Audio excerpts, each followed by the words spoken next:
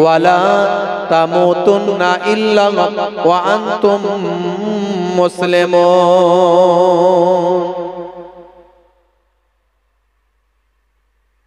وقال النبي صلى الله عليه وسلم لا يؤمن أحدكم حتى أكون أحب إليه من والده وولده والناس أجمعين إلى آخر الحديث أو كما قال عليه الصلاة والتسليم। শ্রদ্ধেয় সম্মানিত আজকের সভার সভাপতি, সামনে উপবিষ্ট আমার দিন দরদি, ইসলাম দরদি আমার বাপেরা, ভাইয়েরা, তরুণ যুবকেরা, মাদ্রাসার ওস্তাদগণেরা, তোলাবারা, সামেইন হযরতেরা, মুসল্লি এজামেরা, সোশ্যাল মিডিয়ায় যারা আছেন আমার এই সমস্ত ভাইয়েরা, এত কোথা থেকে সব এসেছে আল্লাহ জানে, সব খবর পেলে। এই লাইভ হচ্ছে না তো নাকি? লাইভ করেনি তো? লাইভ সব বন্ধ আমার, জানেন তো? লাইভ বন্ধ আছে তো। লাইভ কেউ করবেন না কিন্তু, তাহলে কিন্তু বিপদ। কারণ আমার বিগত 3-4 বছর থেকে লাইভ হয়নি। এবার আপনারা যদি জোর করে লুকিয়ে লাকিয়ে লাইভ দিয়ে ফেলেন, তাহলে কাল থেকে সেটা অন্যজন আমাকে কথা শোনাবে, হুজুর ওখানে তো লাইভ দিল, আপনি কিছু বললেন। লাইভটা সব ক্যান্সেল। কেউ লাইভ করেনি তো? যদি করে থাকেন ক্যান্সেল করে দেন। লাইভ আমার করবেন না, কারণ আমি যেটা পছন্দ করি না।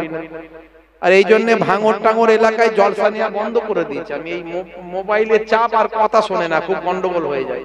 কথা না শুনলে খুব গন্ডগোল হয়ে যায়। সম্পর্কটা রাখুন, ঠিক আছে। আপনারা রেকর্ডিং করছেন, নিশ্চয় করুন, কারণ এনাদের দ্বারাই ইসলামের প্রচার হচ্ছে। কথা ঠিক না ভুল? প্রচার হয় কি হয় না বলুন তো? আরে বাবা, এখন সোশ্যাল মিডিয়ার যুগ। ইসলাম মডার্নের বাইরে নয়, ইসলাম ক্লাসিক্যাল অ্যাক্টিভিটিজের বাইরে নয়। ইসলাম সময়ের সঙ্গে, ইসলামের মধ্যে যে মডার্নিজম, ইসলামের মধ্যে যে ক্লাসিক্যাল, ইসলামের মধ্যে যে বাস্তবতা, ইসলামের মধ্যে যে বিজ্ঞান, বৈজ্ঞানিক থিওরি, সেটা আজকে বিজ্ঞানের থেকে অনেক বেশি অ্যাডভান্স। কারণ 1450 বছর আগে ইসলাম যেটা বলেছে, কোরআন যেটা বলেছে, রাসূল যেটা বলেছে, আজকের বিজ্ঞানে সেটা গবেষণায় প্রমাণ হচ্ছে। মানে আজকের বিজ্ঞানীরা যেটা আবিষ্কার করছে, ইসলাম সেটা 1450 বছর আগে আবিষ্কার করে দিয়েছে। তাহলে ইসলামের থেকে মডার্নিজম আর কি হতে পারে? ক্লাসিক্যাল আর কি হতে পারে? আপনার সায়েন্টিস্ট আর কি হতে পারে? সায়েন্টিফিকেশন কি হতে পারে? তাহলে অতএব যে ইসলাম মডার্নের বাইরে নয়, কিন্তু ইসলামের একটা রুলস আছে, একটা নিয়ম আছে, যা ইচ্ছা তাই করা যায় না। তো ভাইরা আমার, আপনারা কেউ লাইভ করবেন না। লাইভ কিন্তু করলে আমার সঙ্গে আপনাদের সম্পর্কটা খারাপ হবে। কেউ করেননি তো? ভাইরা হচ্ছে না তো লাইভ? লাইভ হচ্ছে না তো লাইভ করবেন না। যতটুকু এবার থেকে আপনারা রেকর্ডিং করবেন, কোনো অসুবিধা নেই। মহাব্বতের সঙ্গে দরুদ শরীফ আল্লাহুম্মা।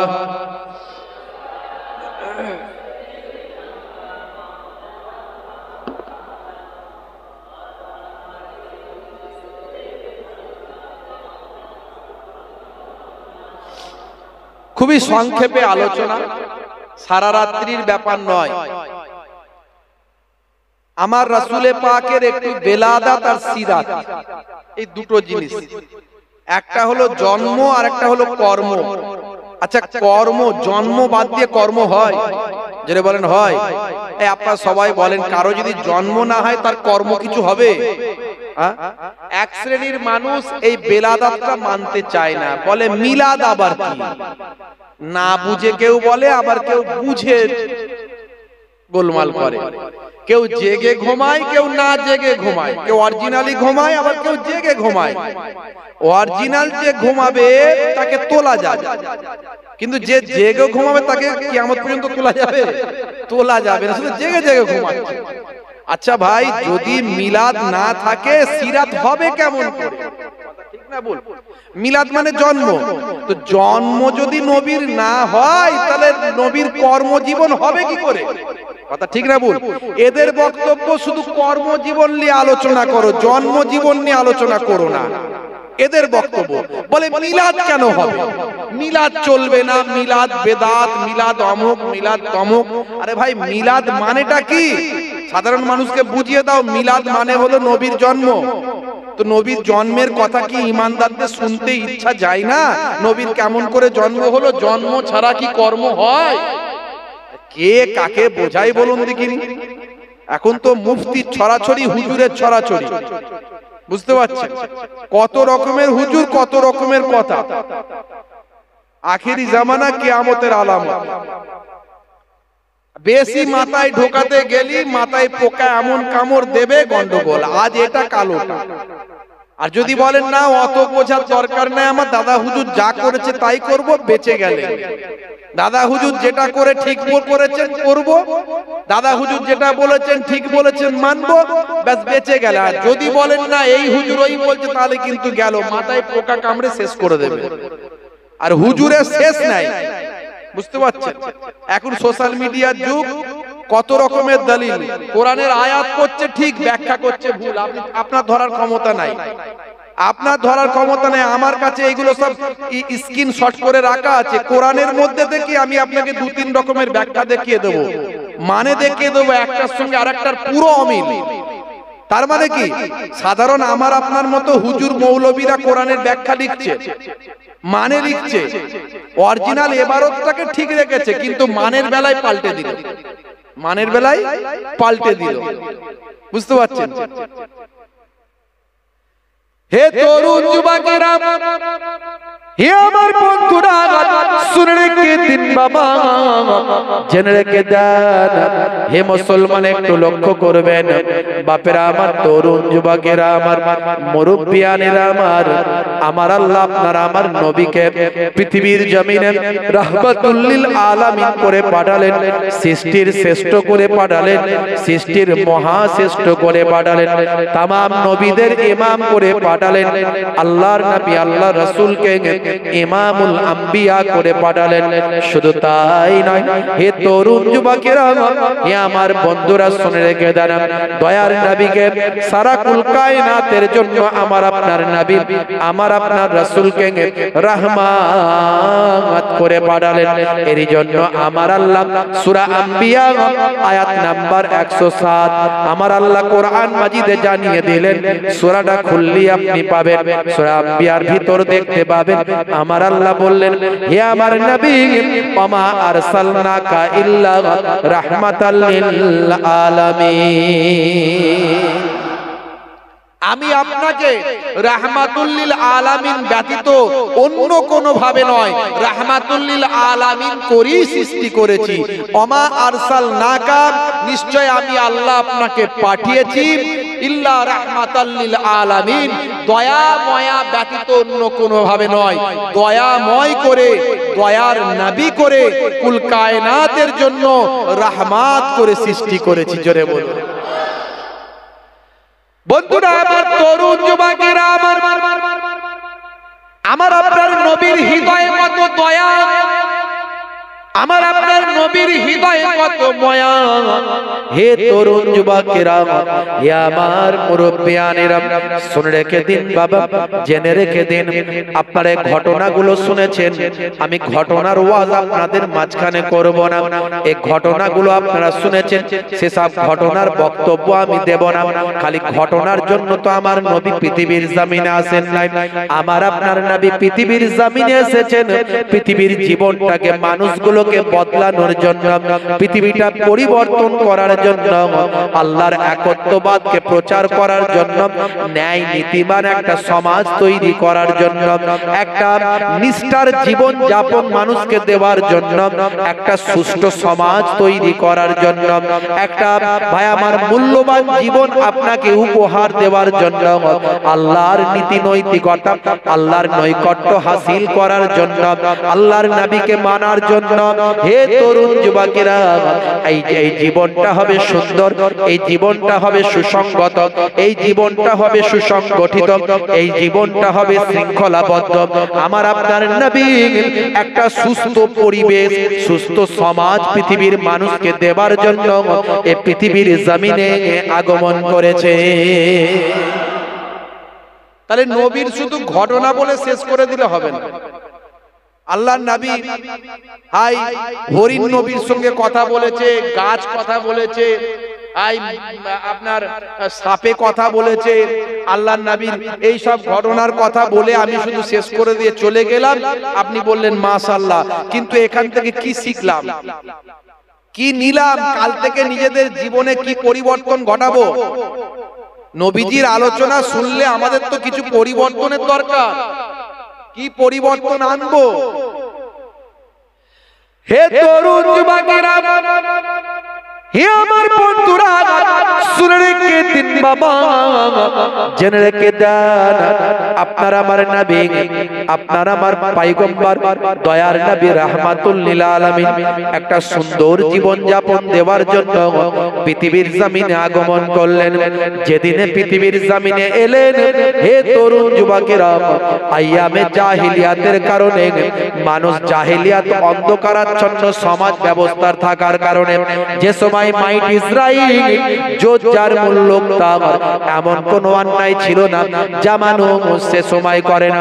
একজন পুরুষ অসংখ্য নারীতে আসক্ত, একজন নারী অসংখ্য পুরুষে আসক্ত, সন্তান পিতার উপর খবরদারি করে, পিতা সন্তানের উপর খবরদারি করে, স্ত্রী ভাই আমার স্বামীকে মানে না, স্বামী স্ত্রীকে মানে না, ছোট বড়কে সম্মান করে না, বড় ছোটকে স্নেহ করে না। নারী পুরুষের মধ্যে অবাধ বিচরণ ছিল। একজন চোর চুরি করার পরে সে ভরা মজলিসে তার চুরি করার কৃতিত্বের বর্ণনা করত।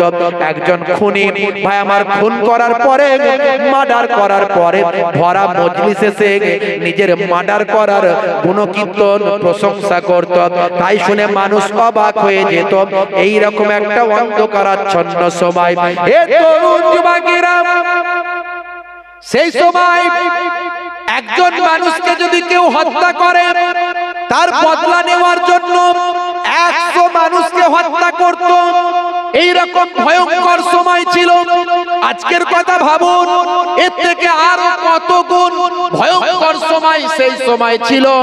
বন্ধুরা আমার, তরুণ যুবকেরা আমার, জেনা ব্যভিচার করাকে মানুষ পাপ মনে করে না। তারা মনে করে এটা একটা আমাদের গৌরব। জেনা ব্যভিচার করা নিজের আত্ম অহংকার, আত্মমর্যাদা বলে তারা মনে করত। হে তরুণ যুবকেরা, ব্যভিচার করাকে তারা খারাপ মনে করতো না। আজকের যুগেও ব্যভিচার হয় কি হয় না? জোরে বলেন, জেনা ব্যভিচার হয় কি হয় না? এই আরজি কর নিয়ে দেখেছেন তো কত কি হলো, এখনো চলছে।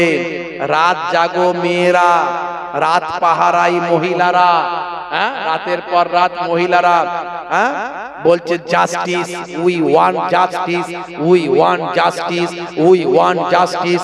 শহরে নগরে তারা মহিলারা রাত জাগো মেয়েরা বলে তারা বেরোচ্ছে। বুঝতে পারছেন, নারীরা আজকে নিরাপত্তাহীনতায় ভুগছে। যেই রক্ষক সেই হলো ভক্ষক। কথা ঠিক না বল? যেই রক্ষক সেই হলো ভক্ষক। আজকে নারীরা নিরাপত্তাহীনতায় ভুগছে। হে তরুণ যুবকেরা, আজকে সমাজের বুকে আইন শৃঙ্খলার অবনতি ঘটেছে। আজকে দোষী ঠিক মতো শাস্তি পায় না। সব ব্যাকডোর দিয়ে যদি মারা হয়, পেছন দিক থেকে যদি ভালো মোটা, বুঝতে পারছেন তো মোটা মানে কি, মালকড়ি, পেছন দিক থেকে যদি মারা হয় মানে দেওয়া হয়, সব ফাইসালা ঠিক হয়ে যাবে। কথা ঠিক না বল? নিরীহ মানুষ, গরিব মানুষ শাস্তি পায়, আর ওপর তলার লোকেরা পয়সা দিয়ে সব ম্যানেজ করে নেয়। কথা ঠিক না বল? আইন শৃঙ্খলার অবনতি ঘটেছে। ভাইরা আমার, আজকে আপনারা দেখেছেন, হে তরুণ যুবকেরা, বিগত কয়েক বছর ধরে এই নারী নির্যাতন, এই রেপ, ধর্ষণ, খুন, মার্ডার গুলো অনেক অনেক বেশি পরিমাণে বেড়েছে। আপনাদের মনে আছে ছোট্ট আসিফার কথা? 7 বছরের সেই ভাই আমার ছোট্ট আসিফা কাঠুয়া ভাই আমার, সে আসিফার কথা, যাযাবর সম্প্রদায়ের সে ছোট্ট মেয়েটা যার আগের দিনে মোটরসাইকেলে চাপা ভিডিওটা ভাইরাল হয়েছিল। কি সুন্দর সে গজল বলেছিল, কি সুন্দর সে নাচ গেয়েছিল, সেটা তার ভাইরাল হয়েছিল। 6 বছরের মাত্র একটা ছোট্ট শিশু মায়ামার, তার নাম হলো আসিফা। তাকে একটা ধর্মস্থানে, আপনারা জানেন কোন ধর্মের বিরুদ্ধে আমরা নয়, সমস্ত ধর্মকে ইসলাম সম্মান করতে শিখিয়েছে। ইসলাম বলেছে হে দুনিয়ার মানুষ শোনো, তুমি অন্যের ধর্মকে খারাপ বলবে না। অন্যের ধর্মকে তুমি যদি খারাপ বলো তাহলে সেও তো তোমার ধর্মকে খারাপ বলবে। কখনো কারো ধর্মকে ছোট করবে না, কখনো কোনো অন্য ধর্মের মানুষকে অসম্মান করবে না। আল্লাহর নবী সমস্ত মানুষকে সম্মান দিতে শিখিয়েছেন। মনে রাখবেন ইসলাম বলেছে রক্তের সম্পর্কে সারা বিশ্বের মানুষ একে অপরের ভাই। এটাই ইসলামের আদর্শ, ইসলামের বিউটি, ইসলামের সৌন্দর্য। আর ঈমানের সম্পর্ক, আল মুসলিমু আখুল মুসলিম, মুসলমান মুসলমানের ভাই। সেই ছোট শিশুটিকে একটা ধর্মস্থানে কয়েকদিন রেখে তাকে ভাই আমার গণধর্ষণ করে, ছোট দুধের শিশু ভাই আমার, মাত্র 6 বছর বয়স, ও তার কত বয়স, তাকে হত্যা করে থেতলে মেরে ফেলা হয়েছিল। তাদের বিচার সঠিক পাওয়া যায়নি। হাতরাস, উন্নাও, এই রকম ভাই আমার বিলকিস বানু গুজরাটে আপনারা দেখেছেন, যারা তাকে ধর্ষণ করেছিল তাদেরকে পরবর্তীকালে তারা সব ফুলের মালা দিয়ে তাদেরকে বের করেছিল। সেই ঘটনাগুলো যদি সঠিক শাস্তি হতো তাহলে আরজি করার ঘটতো না। আরজি কর ঘটানোর ক্ষমতা কোন মানুষের হতো না যদি সঠিক শাস্তিটা পেত। তখন এর থেকেও ভয়ঙ্কর অবস্থা ছিল আইয়ামে জাহেলিয়াত যুগে। আল্লাহর নবী যখন পৃথিবীর বুকে আসবেন তার আগের সিচুয়েশন এই এখনকার থেকেও ভয়ঙ্কর। মানে আইয়ামে জাহেলিয়াতের আমরা অর্ধেকটা পেয়ে গেছি এখন, আর এর থেকেও আরো ভয়ঙ্কর ছিল তখন। বুঝতে পারছেন? সেই সময় সমাজটা একেবারে অরাজকতায় বিছানো ছিল। সমাজটা একদম ভাই আমার উচ্ছৃঙ্খলার একটা জীবন যাপনের মধ্যে ছিল। একটা যুদ্ধ, একটা যুদ্ধ হতো 40 বছর 50 বছর ধরে স্থায়ী। বাসুসের যুদ্ধ ভাই আমার, এই রকম তাদের নাম ছিল। ভাই আমার একটার পর একটা যুদ্ধ তাদের চলতো। 40 বছর 50 বছর ধরে যুদ্ধ শেষ হতো না। এখন দেখছেন না ইউক্রেন আর রাশিয়া যুদ্ধ চলছে ক বছর? প্রায় কিছু কম বেশি হতে চললো, প্রায় 2 থেকে 3 বছর হতে চললো মনে হয়। 2 বছর মনে হয় পার হয়ে গেছে। ইউক্রেন আর রাশিয়া চলছে না চলেনি? তাহলে আইয়ামে জাহিলিয়াতের অর্ধেকটা পাচ্ছেন তো, মিলে যাচ্ছে তো। এই যে চলছে দেখবেন আপনার ফিলিস্তিনের নিরীহ মানুষ, নিরীহ মানুষ ভাই আমার, তাদের একটা সংগঠন আছে স্বাধীনতাকামী সংগঠন, যেমন ইংরেজদের সঙ্গে লড়াই করেছিল আমাদের ভারতবর্ষের স্বাধীনতাকামী সংগঠন বিপ্লবীরা। তারা এই ফিলিস্তিনের উপরে ভাই আমার অযাচিত অন্যায় ভাবে জবরদখল করছে, তাদের জায়গা হরণ করছে ইসরায়েল। এর বিরুদ্ধে তারা প্রতিরোধ করছে এই স্বাধীনতাকামী সংগঠন। ভাই আমার সেই সংগঠনকে ধ্বংস করার নাম করে ইতিমধ্যে প্রায় 45,000 মানুষকে তারা শহীদ করে দিয়েছে। তাহলে যুদ্ধ চলছে প্রায় 1 বছর হয়ে গেল, কিছু কম বেশি 1 বছর পার হয়ে গেল। সেই আইয়ামে জাহিলিয়াতের অর্ধেকটা আপনি পেয়ে যাচ্ছেন এখনই। তখনও যুদ্ধ হতো 40 বছর 50 বছর ধরে, যুদ্ধ বন্ধ হতো না। মুসলমান সব ঈমান ধ্বংস হয়ে গিয়েছিল। মনে রাখবেন মুসলমান শুধু আমাদের নবীর থেকে নয়, এটা ভুল ধারণা। তারা জানে না। ভাইরা আমার, তরুণ যুবকেরা আমার, মুসলমান এসেছে হযরতে আদম নবীর জামানা থেকে। আদম নবী নিজেও একজন মুসলিম ছিলেন, জোরে বলুন সুবহানাল্লাহ। ইব্রাহিম নবী মুসলিম ছিলেন। ইব্রাহিম নবীর পর থেকে ইহুদি নাসারারা ভাগ হয়েছে, বুঝতে পারছেন বাপেরা আমার, তরুণ যুবকেরা আমার। ঈসা নবীকে একদল মেরে ফেলতে চায়, যারা মেরে ফেলতে চায় তারা হলো ইহুদি, আর ঈসা নবীকে যারা বাঁচাতে চায় তারা হলো নাসারা। বুঝতে পারছেন? এই ঘটনা অনেক লম্বা, আমি অনেক বলেছি, ইন্টারনেটে আছে, দেখবেন বন্ধুরা আমার। কিন্তু সব নবীরা, সব পয়গম্বররা সব ছিলেন মুসলিম। কোরআন মাজিদ খুলবেন, অনেক আয়াত আপনি পেয়ে যাবেন। হে তরুণ যুবকেরা, হে আমার বন্ধুরা, শুনে রেখে দিন বাবা, জেনে রেখে দেন। হে মুসলমান, একটু লক্ষ্য করুন, আপনারা আমার নবী পৃথিবীর জমিনে আসবেন যেদিন, সেদিনটা কি হয়েছিল একটুখানি শুনুন বাবা। আমার আল্লাহ মক্কার মানুষদের, আরবের মানুষদের অন্যায় অত্যাচার, পাপাচার, লোকাচারের সমস্ত মেরে নেওয়া, কেড়ে নেওয়া, মাইট ইজ রাইট, জোর মূল্য তার, ধর্ষণ, খুন, রাহাজানি, অন্যায় অত্যাচার, অবিচারে আমার আল্লাহ অসন্তুষ্ট হয়েছিলেন।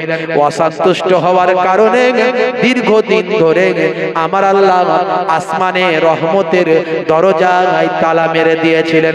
দীর্ঘ বছরের পর বছর ধরে আল্লাহর আসমান থেকে এক ফোঁটা রহমতের পানি জমিনে বর্ষণ হয় না। আমার আল্লাহ নারাজ হয়ে গিয়ে পানি বন্ধ করে দিয়েছিলেন। দীর্ঘদিন ধরে পানি হয়নি। মাঝে মাঝে দেখবেন আমাদের উপরে গজব আসছে, আসছে না আসেনি? করোনা এসেছিল তো, হ্যাঁ করোনা এসেছিল না আসেনি? আরে গজব। আবার আল্লাহ কখন কি পাঠিয়ে দেবেন কোনো ঠিক নাই। আমরা যদি আল্লাহ ভুলে যাই, আমাদের উপর আল্লাহ গজব দেবেন। বন্যা একটা গজব, ভূমিকম্প, ঝড়, সাইক্লোন, এগুলো সব এক একটা গজব, আল্লাহর গজব। আমার আল্লাহর যারা নেক বান্দা হবে, যারা ঈমানদার হবে, আল্লাহ চাইলে তাদেরকে হেফাজত করে দেবেন। কোনটা দিয়ে হেফাজত করবেন আপনি বুঝতে পারবেন। আল্লাহ বলছেন কাইফা তাকফুরুন, তোমরা কুফরি করো বান্দা, কেমন করে? বিল্লাহি, আমি আল্লাহর সাথে, ওয়াকুনতুম আমওয়াতান, তোমরা ছিলে মৃত, ফাআহিয়াকুম, আমি তোমাদের জীবন দিয়েছি, সুম্মা ইউমীতুকুম, আবার তোমাদের মওত দেব, সুম্মা ইউহয়িকুম, আবার তোমাদের মৃত্যুর পরে একদিন জীবন দান করব, জীবিত করব, সুম্মা ইলাইহি তুরজাউন, তোমাদেরকে সেদিন আমার কাছে আসতে হবে, আসার পরে তোমাদের হিসাব আমি নেব। তোমাদের দুই কাঁধে দুই ফেরেশতা দিয়েছি, তারা লিপিবদ্ধ করছে, খাতায় লিখছে তারা তোমার ভালো আর মন্দ, নেকি আর বদী, কিরামান কাতিবিনা ইয়ালামুনা মা তাফআলুন। আল্লাহ কোরআনে বলছেন তুমি যা করছো কিরামান কাতিবিন সব জানে। বান্দা তুমি মনে করো না দরজা বন্ধ করে গুনাহের কাজ করছো, আমি আল্লাহ দেখছি না, আমার কিরামান কাতিবিন লিখছে না। না না না, আমার আল্লাহ সবই দেখতে পান। কথা ঠিক না ভুল বলে? दरवाजे बंद करके गुनाह क्यों करता है, दरवाजे बंद करके गुनाह क्यों करता है, तन्हाई में देखने वाला अल्लाह है। কে দেখছে? জোরে বলেন, কে দেখছে? আল্লাহ দেখছেন। ইন্নাহু আলিমুম বিজাতি সুদূর, আল্লাহ বলছেন তোমার অন্তরের খবরটাও আমি আল্লাহ রাখি। তুমি যদি ভালো নিয়ত করো, ভালো নিয়ত করো, নিয়ত করার সঙ্গে সঙ্গে সওয়াব লেখা হবে। কিন্তু খারাপ নিয়ত করলে আল্লাহ গফুরুর রহিম, রহমানুর রহিম, খারাপ নিয়ত করলে গুনাহ লেখা হবে না যতক্ষণ না গুনাহটা করছো। গুনাহটা করলে গুনাহ লেখা হবে, গুনাহ না করলে আর গুনাহ লেখা হবে না। এটাই আমার আল্লাহ রহমান, এটাই আমার আল্লাহ রহিম। আলহামদুলিল্লাহি রাব্বিল আলামিন আর রহমানির রহিম। জোরে বলুন। বন্ধুরা আমার, তরুণ যুবকেরা আমার, আপনারা আমার নবী যেদিন মায়ের কোলে মায়ের পেটে স্থান নিয়েছিলেন, হে তরুণ যুবকেরা, হে আমার মুরব্বিয়ানেরা, শুনে রেখে দিন বাবা, জেনে রেখে দিন বাবা, সেদিন আমার আল্লাহ তাআলা ঘোষণা করলেন, আসমানের ফেরেশতাদের ঘোষণা করলেন, হে আসমানের ফেরেশতারা শুনে রেখে দাও, আজকে আমার রাহমাতুল লিল আলামিন আখিরি জামানার পয়গম্বর, জগতের শেষ নবী, যে নবীকে সৃষ্টি না করলে আমি আল্লাহ কিছুই সৃষ্টি করতাম না। সর্বপ্রথম আপনারা আমার নবীর নূরকে আল্লাহ তৈরি করেছে। এক শ্রেণীর মানুষ মানতে চায় না, ওরা বলে না, বুঝতে পারছেন, তারা বলে নবী আমাদের মতো মানুষ, বিতর্ক তৈরি করে। আখেরি জামানা, ঈমান বাঁচানো খুব মুশকিল। আল্লাহর নবী বলেছেন, ইউসবিহুর রাজুলু মুমিনান ওয়া ইউমসি কাফিরান ওয়া ইউমসি মুমিনান ওয়া ইউসবিহু কাফিরান ইয়াবিউ দীনাহু বিআরজিন মিনাদ দুনিয়া। মানুষ সকালবেলা মুমিন থাকবে, সন্ধ্যাবেলা কাফের হয়ে যাবে, সন্ধ্যাবেলা মুমিন থাকবে, সকালবেলা কাফের হয়ে যাবে। তারা দ্বীনকে বিক্রি করে দেবে দুনিয়ার পরিবর্তে। এক শ্রেণীর আলেম বের হবে, মাওলানা বের হবে, বক্তা বের হবে, কালামুহুম কা কালামিল আম্বিয়া, নবী বলেন তাদের কথাগুলো হবে নবীদের কথার মতো। কুলুবুহুম কা কুলুবি জিয়াব, নবী বলেন তাদের কথা, তাদের অন্তরটা হবে নেকড়ে বাঘের মতো। ওয়া ফিলহুম কা ফিলিল ফারাইনাত, আল্লাহর নবী বলেন তাদের কাজকর্মগুলো হবে ফেরাউনের কাজের মতো, নমরুদের কাজের মতো। ফেরাউন নমরুদরা সবসময় বিভ্রান্ত ছড়াতো সমাজের বুকে, ভাই আমার মুসলমানে দ্বন্দ্ব লাগিয়ে দিত, ভাই আমার তৎকালীন যুগে অশান্তি লাগাতো মানুষের মাঝখানে। এই ফেরাউন নমরুদের কাজের মতো এক শ্রেণীর মোল্লা মৌলবীদের আমলগুলো হবে, তাদের কাজগুলো হবে। আল্লাহর নবী বলেন এরা আমার উম্মত নয়, আমি নবী ও এদের নবী নয়। আর এক শ্রেণীর আলেম হবে যাদের কাজগুলো, কথাগুলো, আমলগুলো সব নবিয়ানা তরিকায় হবে। আল্লাহর নবী বলেন আল উলামা ও ওয়ারাসাতুল আম্বিয়া, এই সমস্ত আলেমরা হলো নবীদের বংশধর। আল্লাহর নবী বলেন উলামা ও উম্মতি কা আম্বিয়ায়ে বনি ইসরাইল, আমার উম্মতের মধ্যে যারা আলেমে হাক্কানি, ওলিয়ে কামেল, যারা নবিয়ানা তরিকায় জীবন যাপন করেছেন, তারা হলো বনি ইসরাইল যুগের নবী রাসূলদের পর্যায়ভুক্ত। জোরে বলুন সুবহানাল্লাহ। আখেরি জামানা এক শ্রেণীর মানুষ আমার আপনার নবীকে নূরওয়ালা নবী বলে মানতে চায় না। আমার আপনার নবী মানুষ, আমার মুজাদ্দিদুজ জামান জানিয়ে দিয়েছে নবী মানুষই ছিলেন, কোন জিন ছিলেন না, কোন ফারিস্তাও ছিলেন না, নবী কি ছিলেন? মানুষ। কিন্তু আমার আপনার নবী নূরওয়ালা মানুষ। জোরে বলুন সুবহানাল্লাহ। শামাইলে তিরমিজি শরীফ হাদিসের মধ্যে এসেছে, হে তরুণ যুবকেরা, হে আমার বন্ধুরা, শুনে রেখে দিন বাবা, জেনে রেখে দিন বাবা, ইজা তাকাল্লামা রুইয়া কান্নুর ইয়াখরুজু মিন বাইনি সানায়া, আল্লাহর নবী যখন কথা বলতেন তার দুই দাঁতের মাঝখান থেকে নূরের ছটা বেরিয়ে আসতো।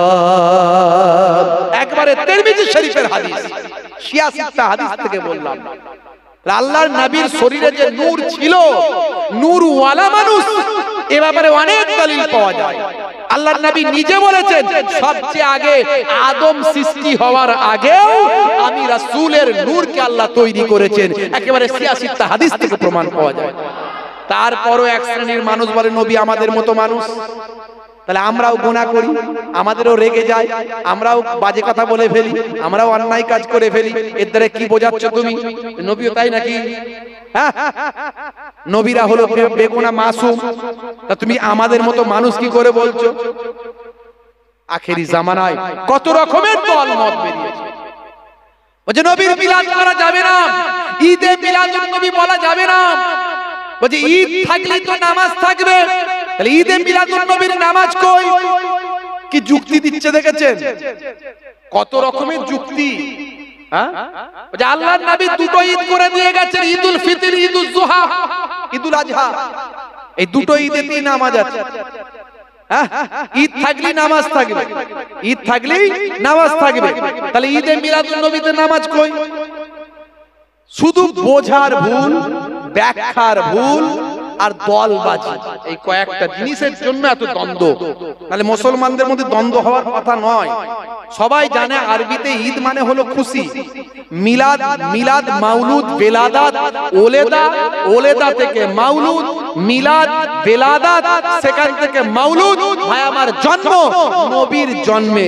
মিলাদ মানে জন্ম আর নবী মানে নবী। মিলাদুন নবী, ঈদে মিলাদুন নবী মানে নবীর জন্মে খুশি।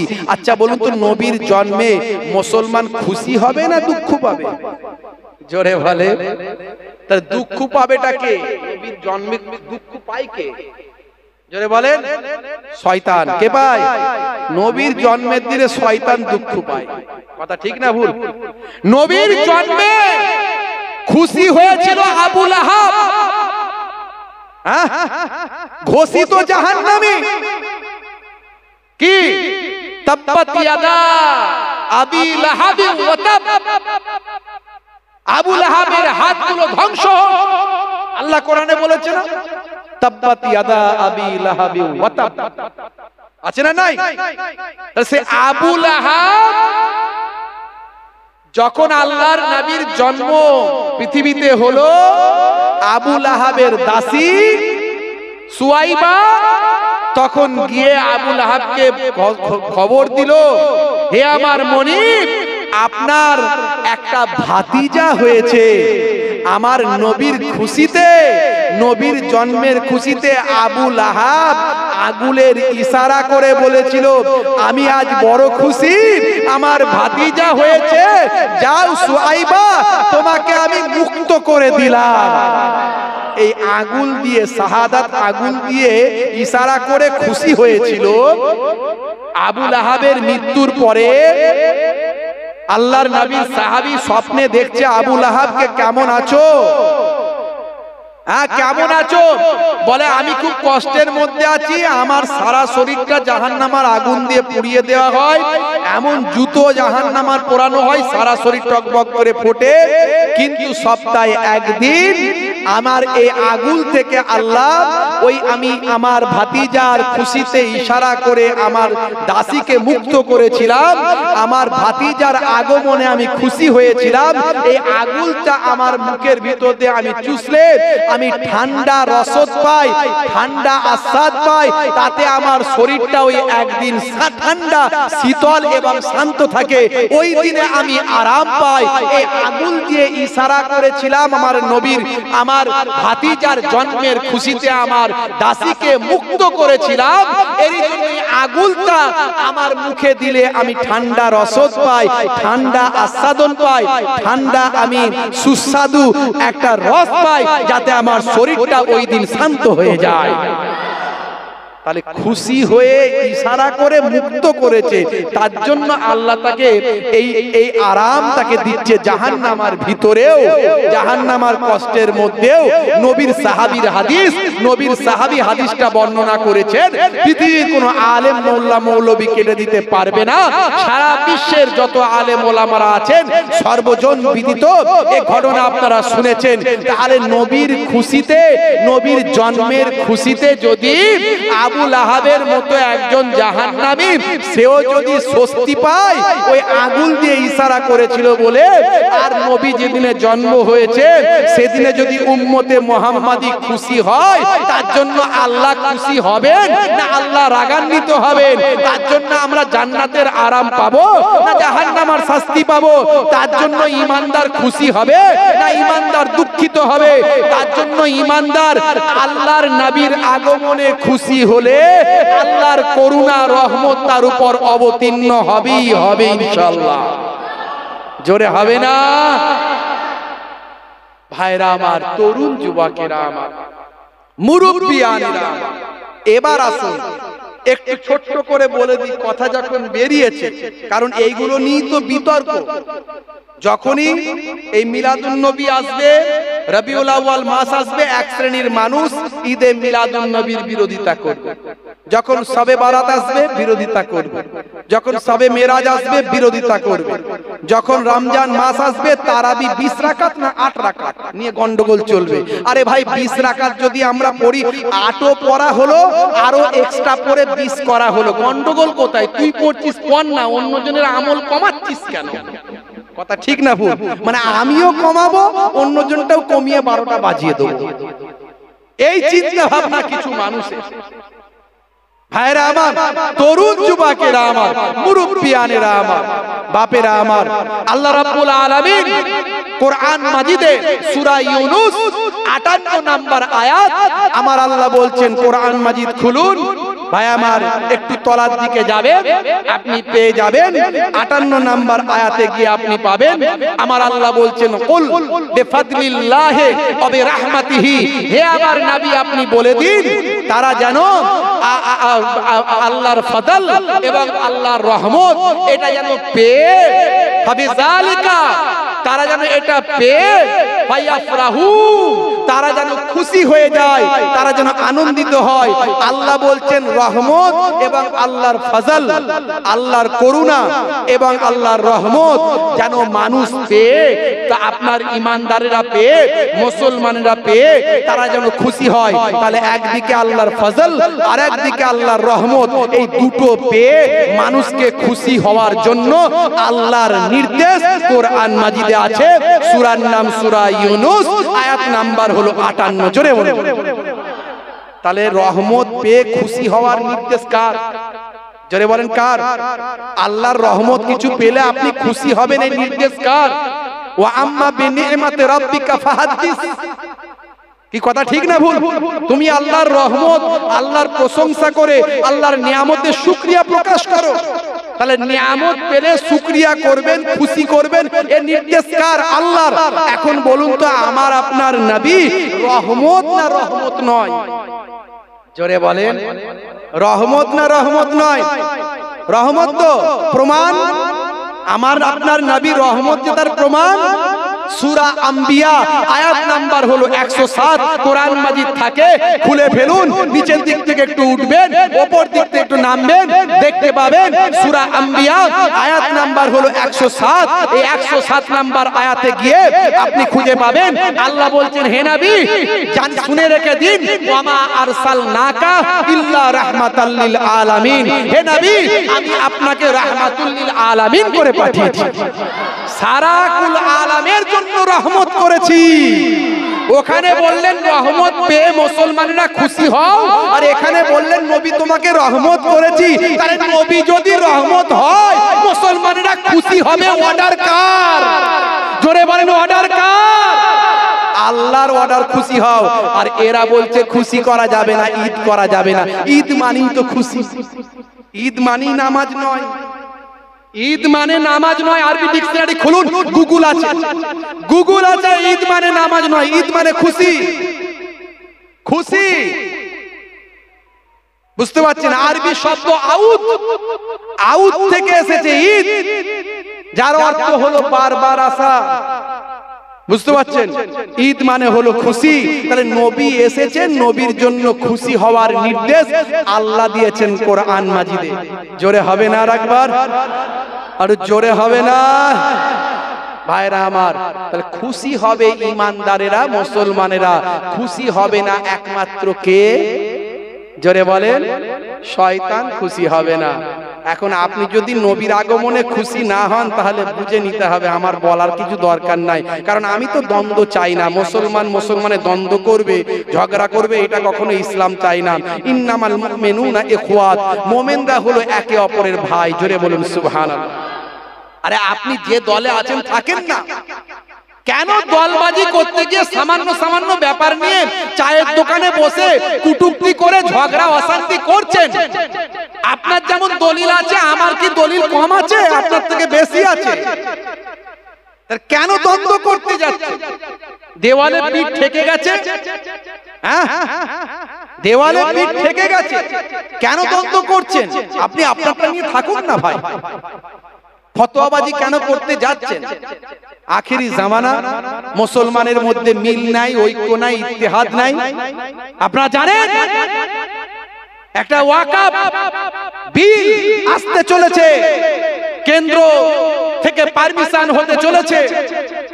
ভাইরা আমার, মুসলিম পার্সোনাল ল বোর্ড সারা ভারতবর্ষের বুকে প্রচার করছে, জানাচ্ছে, মিটিং করছে।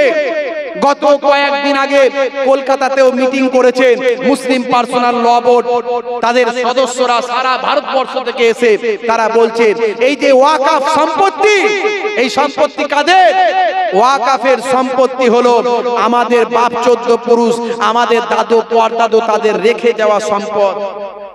আপনার আমার ঘরের গরিব ছেলেগুলো যাতে ওয়াকফের স্কলারশিপে পড়াশোনা করে মাথা উঁচু করে দাঁড়াতে পারে। আমরা সংখ্যালঘু সম্প্রদায় এডুকেশন থেকে অনেক পিছিয়ে, শিক্ষা থেকে অনেক পিছিয়ে। আলহামদুলিল্লাহ আগের থেকে অনেক এস্টাবলিশ করেছি, আমরা আগের থেকে অনেক এগিয়ে এসেছি। এই এগিয়ে নিয়ে আসার জন্যই ওয়াকফের সম্পত্তিটা রাখা হয়েছে। আমাদের পূর্বপুরুষরা, আমাদের ঘরের সন্তানরা যাতে মাথা উঁচু করে দাঁড়াতে পারে, তাদের টেনে তোলার কেউ যদি নাও থাকে, তারা ওয়াকফের সম্পত্তিতে পড়াশোনা করবে, এডুকেশন লাভ করবে, মাথা উঁচু করে দাঁড়াবে। এই জন্য তারা রেখে গেছে। সেই ওয়াকফের সম্পত্তি থেকে ভাই আমার হাজার হাজার মসজিদ, মাদ্রাসা, ভাই আমার খানকা, হাজার হাজার পীরত্ব সম্পত্তি জায়গা, এই সব জায়গা থেকে মানুষ পড়াশোনা করছে, এডুকেশন লাভ করছে, কত মানুষ স্কলারশিপ পাচ্ছে, কত ভাই আমার সংখ্যালঘু সম্প্রদায় মানুষের উপকারে লাগছে। আজকে একটা নতুন বিল এনে এটাকে ওলট পালট করার একটা নতুন ভাবনা, জাগরণ ভাই আমার একটা না হলে তৈরি হবে কেন? নতুন বিল আনার প্রয়োজন কেন? ভাই আমার অল ইন্ডিয়া মুসলিম পার্সোনাল ল বোর্ড ভাবনা চিন্তার মধ্যে পড়বে কেন?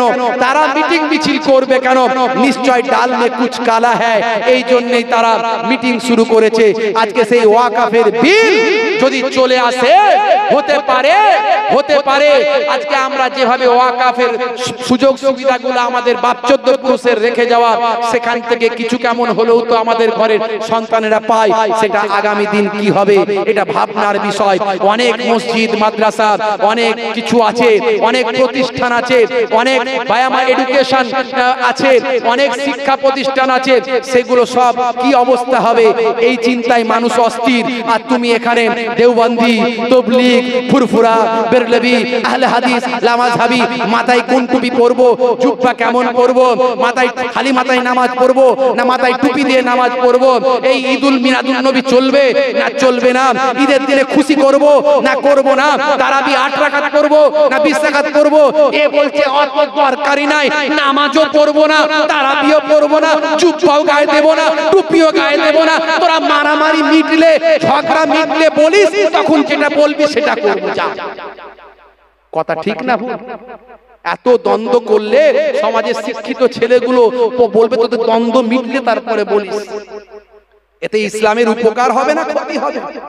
আখেরি জামানা, তুমি তোমারটা নিয়ে থাকো, তোমারটা বোঝাও, অন্যেরটাকে খারাপ বলো না। আমি আমারটা নিয়ে বলি, আমারটা বোঝাই, আমার ঘরটাকে ঠিক রাখি, তোমার সঙ্গে আমার কোনো দ্বন্দ্ব নাই। কিন্তু মৌলিক বিষয়ে আমরা সবাই এক, কথা ঠিক না ভুল? ইসলামের উপর যখন আঘাত আসবে আমরা সবাই এক, দেশের উপরে যখন আঘাত আসবে আমরা সবাই এক, আমার সমাজের উপর যখন আঘাত আসবে আমরা সবাই এক, কথা ঠিক না ভুল? এই টেন্ডেন্সি আমাদের থাকবে। আখেরি জামানা, ঈমান বাঁচানো বড্ড দায়, বুঝতে পারছেন? বলে নবীর আলোচনা, নবীর মিলাদ চলবে না, নবীর মিলাদ চলবে না, জন্মের কথা চলবে না। হায় রে হায়, কোরআন মাজিদে আল্লাহ নবীর জন্মের কথা বলেছে। সূরা বাকারা খুলুন, সূরার নাম সূরা বাকারা। কোরআনের উপরে বড় দলিল কিছু আছে? কোরআনের উপরে কোনো বড় দলিল আছে বলেন ভাই? কোরআনের উপরে কোনো দলিল নাই। সূরার নাম সূরা বাকারা, আয়াত নাম্বার 129, 129 নাম্বার আয়াত। আল্লাহ রাব্বুল আলামিন এখানে কি বলছেন? আমার নবী, আপনার নবী, ভাই আমার জাতির পিতা হযরত ইব্রাহিম আলাইহিস সালাম আল্লাহর কাছে বলছেন, হে তরুণ যুবকেরা, হে আমার বন্ধুরা শুনে রেখে দিন বাবা, জেনে রেখে দেন হে মুসলমান, কোরআন মাজিদে আমার আপনার নবীর জন্মের কথা আছে না নাই একটুখানি ভালো করে শুনে রেখে দেন। মুসলমান ব্যাখ্যা ভুল করবেন না, একটুখানি লক্ষ্য করুন। সূরার নাম হলো সূরা ভাই আমার বাকারা, আয়াত নাম্বার হলো 129। এই 129 নাম্বার আয়াতে ইব্রাহিম নবী আজ থেকে কিছু কম বেশি প্রায় 5000 বছর আগে আল্লাহর দরবারে দোয়া চাইলেন, আয় আমার আল্লাহ, আয় আমার মাবুদ, আমি ইব্রাহিম নবী আপনার কাছে দোয়া চাই, রব্বানা ওয়াবাস ফীহিম রাসূলাম মিনহুম ইয়াতলু আলাইহিম আয়াতিকা ওয়া ইউআল্লিমুহুমুল কিতাবা ওয়াল হিকমা ওয়া ইউযাক্কিহিম। এ দুনিয়ার মানুষ শুনে রেখে দেন, ইব্রাহিম নবী বলেন, আয় আমার আল্লাহ, আয় আমার মাবুদ, আয় আমার স্রষ্টা, রব্বানা ওয়াবাস ফীহিম, আপনি তাদের মধ্যে থেকে পাঠান রাসূলাম মিনহুম, একজন তাদের জন্য, তাদের মধ্যে থেকে একজন রাসূল পাঠান, আয় আমার আল্লাহ, আয় আমার মাবুদ, ইয়াতলু আলাইহিম আয়াতিকা, যে আপনার আয়াতটাকে তেলাওয়াত করবেন, যে আপনার আয়াতের বর্ণনা করবেন, আপনার আয়াতের আপনার নির্দেশ শোনার কথা মানুষের কাছে পৌঁছে দেবেন, ওয়া ইউযাক্কিহিম, ইয়াতলু আলাইহিম আয়াতিকা ওয়া ইউআল্লিমুহুমুল কিতাবা ওয়াল হিকমা, এবং আপনার কিতাবটা তেলাওয়াত করতে থাকবেন, আপনার কিতাবের তালিম দিতে থাকবেন, আপনার বাণীটাকে মানুষের কাছে পৌঁছাতে থাকবেন, ওয়াল হিকমা, এবং হিকমা জ্ঞান মানুষের কাছে বিতরণ করতে থাকবেন, জ্ঞান দিতে থাকবেন, ওয়ায়ুযাক্কিহিম, যাতে করে সাধারণ মানুষ আত্মশুদ্ধি করতে পারে, তাজকিয়া করতে পারে, পরিশুদ্ধতা লাভ করতে পারে। আয় আমার আল্লাহ, আপনি তাদের মধ্যে থেকে, অর্থাৎ আমার এই কওমের মধ্যে থেকে, আমার গোত্রের মধ্যে থেকে, আমার কওমের মধ্যে থেকে আপনি একজন রাসূল আপনি পাঠাবেন। আল্লাহর নবী হাদিসের মধ্যে বলেছেন, ইব্রাহিম নবী যে রাসূলের জন্য দোয়া চেয়েছেন, সেই রাসূল হলাম আমি, আখিরি জামানার পয়গম্বর। অর্থাৎ 5500 বছর আগে ইব্রাহিম নবী আমার আপনার নবীর জন্য, আমার আপনার নবীর জন্মের জন্য আল্লাহর কাছে দোয়া চেয়েছে। তাহলে নবীর জন্মের কথা কোরআনে আছে না নাই? জোরে বলেন, আরে জোরে বলেন। এই কথা ক্লিয়ার হচ্ছে তো? কথা ক্লিয়ার হচ্ছে? আচ্ছা, আমি কারো বিরুদ্ধে বলছি মনে হচ্ছে? কারো নাম ধরে বলেছি? কোন দলের বিরুদ্ধে বলেছি? আমি দলের বিরুদ্ধে বলি না, কারণ আমি সব দলকে ঐক্যবদ্ধ করার পক্ষে, বিরুদ্ধে করার পক্ষে নয় তো। তুমি তোমারটা নিয়ে থাকো, আমি আমারটা নিয়ে থাকি। তোমার আকীদা, তোমার বিশ্বাস তোমার কাছে, আমার বিশ্বাস আমার কাছে, কিন্তু দ্বন্দ্ব করো না। তুমিও ভাই কলেমা পড়েছো, আমিও পড়েছি। তুমিও কাবাকে কিবলা বলো, আমিও বলি। তুমিও আল্লাহকে আল্লাহ বলে মানো, আমিও মানি। তুমিও আখিরি জামানার পয়গম্বরকে নবী বলে মানো, আমিও মানি। হয়তো তোমার মানার মধ্যে আমার মানার মধ্যে একটু তফাৎ আছে। তুমি কতটা মানো তুমি জানো, আমি কতটা মানি আমি জানি। কথা ঠিক না ভুল? রাগ করছেন না তো? কষ্ট হচ্ছে না তোমার কথায়? হে তরুণ যুবকেরা, যদি বলেন আর কোন উদাহরণ আছে নাকি কোরআন মাজিদে, আরো কোথাও নবীর জন্মের কথা আছে নাকি? আরো আছে, তাহলে আর একটা বলি। আরো খুঁজলে অনেক পাওয়া যাবে, বেশি আলোচনায় যাব না। হে তরুণ যুবকেরা, হে আমার বন্ধুরা, হে আমার মুরব্বিয়ানেরা, শুনে রেখে দিন বাবা, জেনে রেখে দিন বাবা। হে মুসলমান একটুখানি লক্ষ্য করুন, হে মুসলমান একটুখানি খেয়াল করুন। সূরার নাম হলো সূরা সাফ, আয়াত নাম্বার হলো 6। এই 6 নাম্বার আয়াতে হে তরুণ যুবকেরা, হে আমার মুরব্বিয়ানেরা, শুনে রেখে দিন বাবা, আমার আল্লাহ তাআলা কোরআন মাজিদে জানিয়ে দিলেন সূরা সাফের মধ্যে, সূরা সাফ 6 নাম্বার আয়াতে আমার আল্লাহ বলছেন, হে দুনিয়ার মানুষ শোনো, আজ থেকে 2000 বছর আগে হযরত ঈসা রূহুল্লাহ এসেছিলেন। হযরত ঈসা রূহুল্লাহ আজ থেকে 2000 বছর আগে এসেছিলেন। আমরা যাকে ঈসা বলি ওরা বলে যিশু, আমরা যাকে ঈসা বলি ওরা বলে যিশু, আমরা যাকে মুসা বলি ওরা বলে মোজেস। আমরা যাকে দাউদ বলি ওরা বলে ডেভিড, আমরা যাকে আদম বলি ওরা বলে অ্যাডাম, আমরা যাকে ইব্রাহিম বলি ওরা বলে আব্রাহাম, আমরা যাকে দাউদ বলি, আমরা যাকে সুলাইমান বলি ওরা বলে সুলেমান। হে তরুণ যুবকেরা, আসল আল্লাহর দ্বীনটা কিন্তু ওদের মধ্যে থেকেও এসেছিল, কিন্তু ওরা বিকৃত করেছে। ভাইরা আমার আল্লাহ লেটেস্ট ভার্সন আল্লাহ কোরআন মাজিদ দিয়েছেন এবং শেষ পয়গম্বর দিয়ে সমস্ত আগের সমস্ত কিছু যা হুকুম ছিল বাতিল করেছেন। আমার আল্লাহ জানিয়ে দিয়েছেন তোমাদেরকে সকলে আখিরি জামানার পয়গম্বরের কথা মেনে চলতে হবে, আর সেই আখিরি জামানার পয়গম্বরের কাছে আসা আল কোরআন মেনে চলতে হবে। কিন্তু ইহুদিরা নাসারারা তারা তাদের পূর্বের কিতাব ধরে রেখেছে, সেই পূর্বের কিতাবে যা ছিল সব আল্লাহ কোরআন মাজিদেও দিয়ে দিয়েছে, কিন্তু পূর্বের কিতাবে তারা বিকৃত করে ফেলেছে পয়সার জন্য, সম্মানের জন্য। তখনকার মৌলবীরা, তখনকার পণ্ডিতেরা বিকৃত করেছে, পাল্টে ফেলেছে, কিছু ঢুকিয়েছে, গোজামিল দিয়েছে, কিন্তু সেটা কোরআন মাজিদে সম্ভব হয়নি। তাই আমার আল্লাহ আগের সমস্ত কিতাবগুলোকে ক্যান্সেল করে আমার আল্লাহ জানালেন যা ছিল সব আমি আল্লাহ কোরআন মাজিদে দিয়ে দিলাম, আর কোরআন মাজিদকে কাল কিয়ামত পর্যন্ত অক্ষত রাখবো। তার কারণ হলো কোরআন মাজিদকে মুখস্থ করার অনুমতি দিলাম। যদি আগুন লেগে ধ্বংস হয়ে যায়, ধ্বংস হয়ে যায় পৃথিবীর সব বইয়ের দোকান,